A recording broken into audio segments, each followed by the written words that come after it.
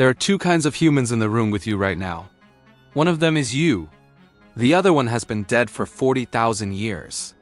But their ghost is still here, written into your DNA, whispering in the genes that make you who you are. If you're of European or Asian descent, roughly 2% of your genetic code came from them. They're part of you. They're in your blood, your bones, your brain. They were the Neanderthals. And the story of what happened between us and them is one of the greatest mysteries in human history. Because here's the thing that should keep you up at night. Neanderthals were smart. They had brains as big as ours, sometimes bigger. They made tools. They buried their dead with flowers. They created art. They survived ice ages. They were stronger than us, tougher than us, and they'd been around longer than us. So why are we here and they're not?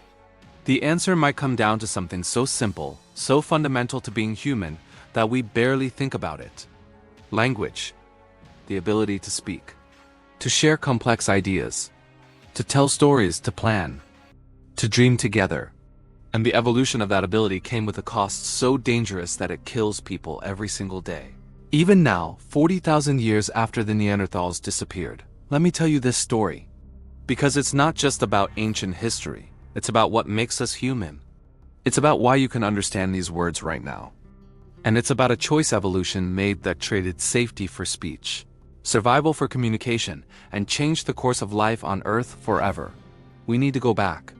Way back, 300,000 years ago, a new type of human appeared in Europe. They were built differently than anything that had come before.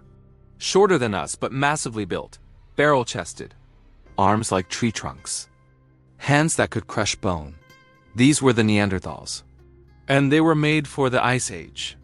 Their bodies were perfect for conserving heat. Short limbs meant less surface area to lose warmth. Their huge nose warmed freezing air before it hit their lungs.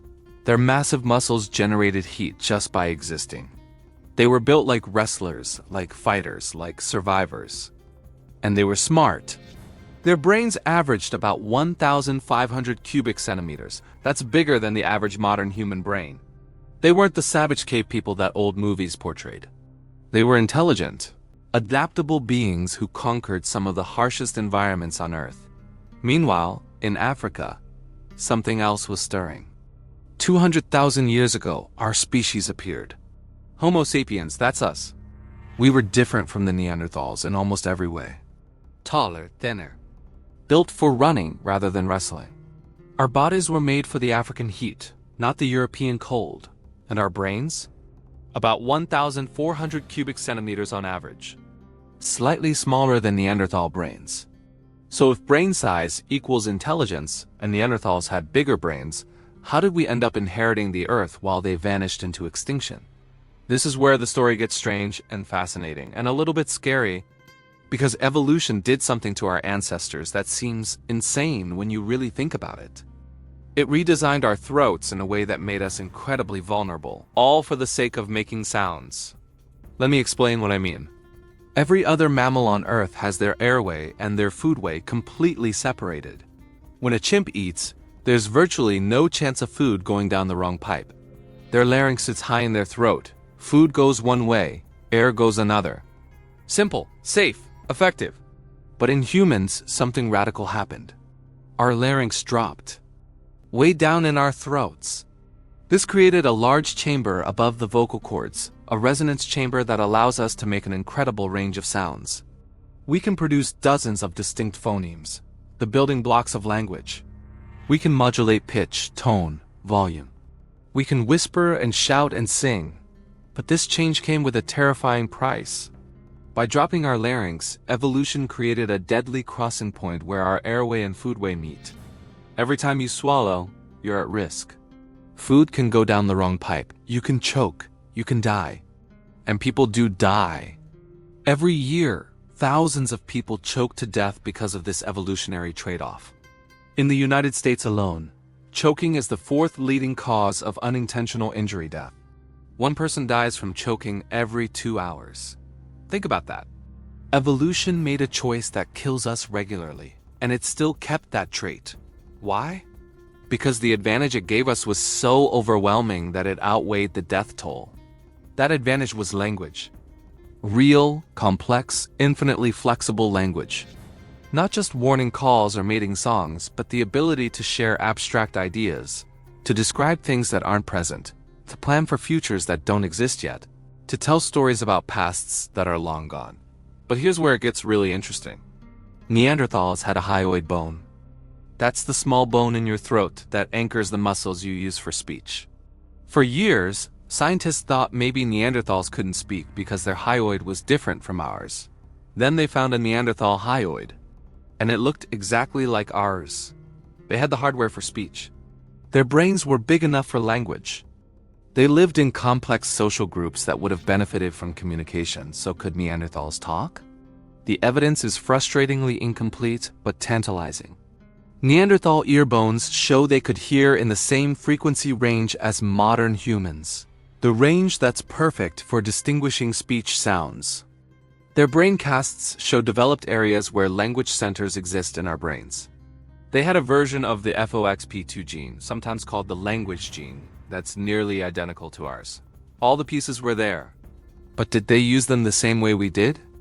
This is where we need to look at what Neanderthals actually did with their lives, because actions speak louder than theoretical vocal cords.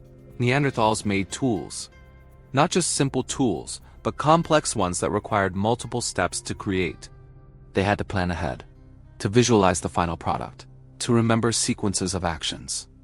That suggests some level of abstract thinking. They used pigments. Red ochre and black manganese have been found at Neanderthal sites, possibly used for body painting or cave art. They made jewelry from shells and eagle talons. They cared for their injured and elderly, with fossil evidence showing individuals who survived for years with debilitating injuries that would have required constant care. Most remarkably, they buried their dead. In Shenadar Cave in Iraq, archaeologists found a Neanderthal burial surrounded by flower pollen. Different species of flowers, some with medicinal properties. The body had been deliberately placed, deliberately covered, deliberately honored. That's not something you do without some concept of death, of meaning, of ritual. And it's hard to imagine developing those concepts without some form of language to share them. But there's a difference between having language and having our language. Modern human language is recursive. That means we can nest ideas within ideas within ideas, creating infinite complexity from simple rules. We can say things like, "The man who saw the woman who was wearing the red hat that her sister gave her for the birthday party that was held at the restaurant is my uncle." That's a ridiculous sentence, but you can understand it. Your brain can track all those nested relationships, all those layers of meaning. That's the power of recursive language. Did Neanderthals have this ability? We don't know. But here's what we do know. When modern humans and Neanderthals met, something dramatic happened. The archaeological record shows that when Homo sapiens first arrived in Europe around 45,000 years ago, both species coexisted for several thousand years. In places like southwestern France, we find Neanderthal tools and human tools in the same regions. Sometimes the same caves, from the same time periods. They must have encountered each other. They must have interacted. And we know for certain that sometimes those interactions were intimate. The genetic evidence is undeniable. Modern humans of European and Asian descent carry Neanderthal DNA. Not a lot, but enough to prove that our species didn't just meet. We mated. We had children together. Those children were fertile and had children of their own. Think about what that means. For successful interbreeding to happen, there had to be some level of communication, some level of mutual understanding. You don't have children with someone you see as a complete alien. There had to be attraction, connection, something that bridged the species gap. But if we could communicate with them, if we could connect with them, if we could even love them, why did they disappear?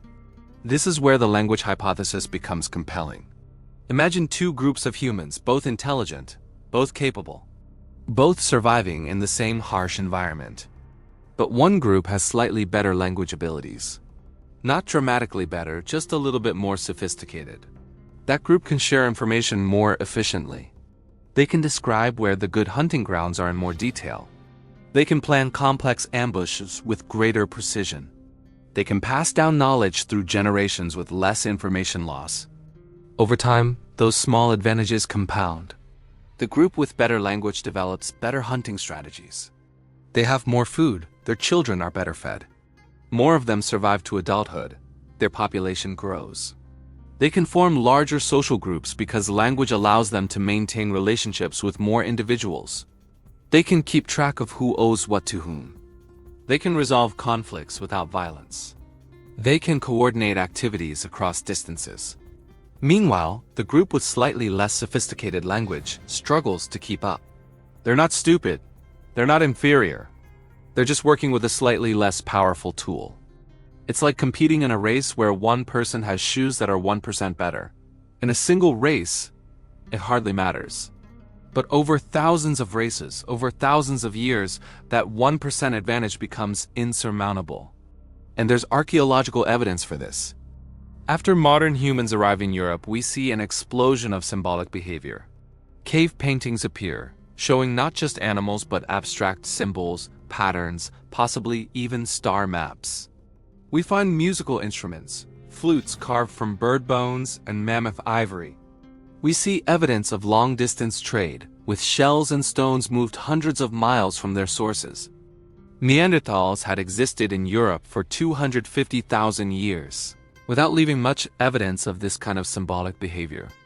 Then humans show up, and suddenly the archaeological record explodes with creativity. Was it our language abilities that made the difference? Could we simply think and communicate in ways that Neanderthals couldn't quite match? There's another piece of evidence that's particularly haunting. In the final generations of Neanderthal existence, we see something strange. They started making jewelry. They started using new tool-making techniques. They started doing things they'd never done in 250,000 years of existence. Were they learning from us? Were they trying to copy us? Were they attempting to keep up with the new neighbors who seemed to have some advantage they couldn't quite identify? If so, it didn't work. By 40,000 years ago, Neanderthals were gone from most of their range. The last known Neanderthal remains date to about 28,000 years ago, found in Gibraltar at the very southern tip of Europe. They'd been pushed to the margins, to the edges, to the last refuges, and then they were gone entirely. We don't know exactly how it ended. There's no evidence of genocide, no mass graves, no signs of widespread violence. They just faded away. Their populations dwindled. Their genetic diversity decreased, and finally they disappeared. Maybe it was competition for resources, maybe it was climate change, maybe it was disease. Maybe it was all of these things combined. Or maybe they were simply outcommunicated. In a world where information is survival, where coordination is power, where the ability to share complex ideas determines success, maybe having slightly better language abilities was the difference between inheritance and extinction. But here's what makes this story even more complex and beautiful and sad. The Neanderthals aren't completely gone. They live on in us. Every person of non-African descent carries their genetic legacy. When we survived and they didn't, we carried part of them forward. Some of the Neanderthal genes we inherited are fascinating. They affect our immune systems, helping us fight certain diseases. They influence our skin and hair, possibly helping us adapt to different climates. They even affect our brains, though we don't fully understand how. In a very real sense, we are part Neanderthal. We are the hybrid children of that ancient mingling, carrying forward both lineages in a single species. And that brings us back to language. Because language isn't just about communication. It's about identity, it's about culture. It's about what makes us human. Every word you speak is the product of millions of years of evolution. Your dropped larynx, your risk of choking, your complex brain structures dedicated to processing language. All of it represents an enormous evolutionary investment in communication. We are the speaking ape. The storytelling ape. The ape that can describe things that don't exist and make them real through cooperation and coordination. That ability has taken us from small bands of hunter-gatherers to a global civilization. We've used language to accumulate knowledge across generations, to build on the discoveries of our ancestors, to create art and science and philosophy. Every book ever written, every song ever sung, every idea ever shared, all of it flows from that dangerous evolutionary choice to drop our larynx and risk our lives for the sake of speech. The Neanderthals probably could speak.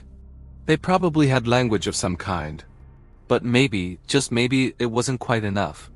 And that tiny difference, that small disadvantage in a critical ability, might have been the difference between their extinction and our survival. It's a sobering thought, because it reminds us that survival isn't about being the strongest or even the smartest in raw terms. It's about having the right adaptations for the challenges you face. And in the challenge of human existence, the ability to communicate complex ideas might be the most important adaptation of all. We are here because we could talk better. We survived because we could share ideas more efficiently. We inherited the Earth because we could tell stories, make plans, and dream together in ways that others couldn't quite match. Every time you speak, you're using the tool that made us the last human standing. Every time you choke on food, you're experiencing the cost of that tool. And every time you look in the mirror, if you have European or Asian ancestry, you're looking at the face of both the victors and the vanished, the speakers and the silenced, the Homo sapiens who could talk their way to dominance and the Neanderthals, who couldn't quite keep up with the conversation. We are the products of this ancient competition. We are the children of language. We are the species that chose communication over safety, and somehow, against all odds, that choice paid off. But remember the Neanderthals. Remember that intelligence isn't always enough. Remember that strength isn't always enough. Remember that even 250,000 years of successful existence isn't always enough. In the game of evolution, sometimes the winner is just the one who tells the best story, and we're still here to tell it. The next time you have a conversation, think about what a miracle it is. Think about the evolutionary price paid for every word. Think about the extinct cousins who might have been sitting here instead of us if they just had slightly better vocal equipment or slightly more complex grammar. Language made us human. It might also have made us the only humans. The Neanderthals are gone, but their silence speaks volumes. They remind us that survival is complex, that evolution is unforgiving, and that sometimes the difference between existence and extinction is as simple as how well you can express an idea. We won the evolutionary lottery. We got the language skills that mattered. We developed the communication abilities that allowed us to cooperate, coordinate, and conquer. But it could have been different. In some alternate timeline, maybe Neanderthals developed better language first. Maybe they're the ones telling stories about their extinct cousins who couldn't quite communicate well enough. Instead, we're here. We're the storytellers. We're the ones who get to wonder about what might have been. And that's both a privilege and a responsibility. Because we're not just the inheritors of language. We're its guardians. We're the only species on Earth that can preserve and pass on complex culture through words. We're the only ones who can learn from the past and plan for the future through communication. The Neanderthals couldn't tell us their story. They couldn't explain what it was like to watch strange new humans arrive with their different bodies and their constant chatter. They couldn't describe what it felt like to slowly lose ground, generation after generation, until there was nowhere left to go. But we can imagine it. We can empathize. We can honor them by remembering that they were here, that they mattered, that they were so close to being us that we could have children together. They were our siblings in the human experiment. They just happened to be holding the slightly weaker hand when the game ended. Language gave us the world. But it cost the Neanderthals theirs. That's the power of communication. That's the price of speech. That's the story written in our dropped larynx and our dangerous throat anatomy and our complex brain structures. We are the talking ape not because it was safe or easy, but because it was worth it. Worth the risk. Worth the deaths. Worth beating out our cousins for the title of last human standing. So the next time you speak, remember you're using humanity's superpower, the ability that separated us from extinction. The tool that turned us from one species among many into the dominant force on planet Earth. And remember the Neanderthals. They were strong, they were smart, they were resilient. They just couldn't talk their way out of extinction. We could, we did. And here we are. If this story about our ancient cousins and the evolution of language fascinated you, hit that subscribe button. Join me as we explore more mysteries of human evolution and the incredible journey that led to us being the only humans left on Earth. Leave a comment telling me what you think happened to the Neanderthals. Do you believe language was the key difference? Or do you think something else gave us the edge? I read every comment and love hearing your theories about our evolutionary past. Share this video with someone who loves mysteries about human origins. Because this isn't just ancient history, it's the story of how we became who we are. Until next time, keep talking, keep wondering, and never take for granted the incredible evolutionary gift that lets you share your thoughts with the world.